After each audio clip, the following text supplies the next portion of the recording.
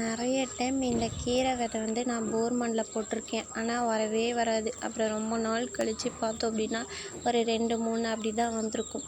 சரி ஏதாவது வந்திருக்கேன்னு சொல்லி பார்த்தோம் அப்படின்னா அதையும் சத்ததாக விழுந்திருக்கும். மனசே கஷ்டமாக இருக்கும். அதுவும் மீறி வந்தால் கூட இந்த கோழி விடவே விடாது. செம கடுப்பாகும்.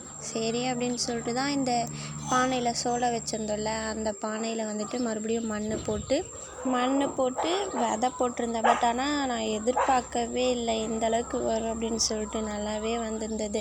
ஒரு 4-5 டேஸ்லேயே இந்த அளவுக்கு வந்துச்சு. நான் எதிர்பார்க்கவே இல்லை. ரொம்ப ஹாப்பியாக இருந்தது. கீரை விதை போடும்போது அப்படியே முள்ளங்கி விதையும் போட்டிருந்தோம். அப்போ ஒரு 4-5 கீழே விழுந்துருந்தது. சரி அது ஏன் வேஸ்ட்டு பண்ணணும்னு சொல்லிட்டு இதிலையே போட்டேன். பட் பார்த்தா அதுவும் வந்துடுச்சு. நல்லாவே வளர்ந்துருக்கு.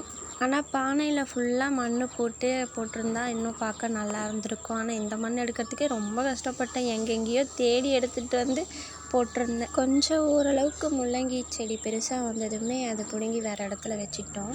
25 டேஸ் இருக்கும். அதுக்கப்புறம் இந்தளவுக்கு வந்திருக்கு. மழை வந்ததுனால கொஞ்சம் செடி சாஞ்சு போச்சு.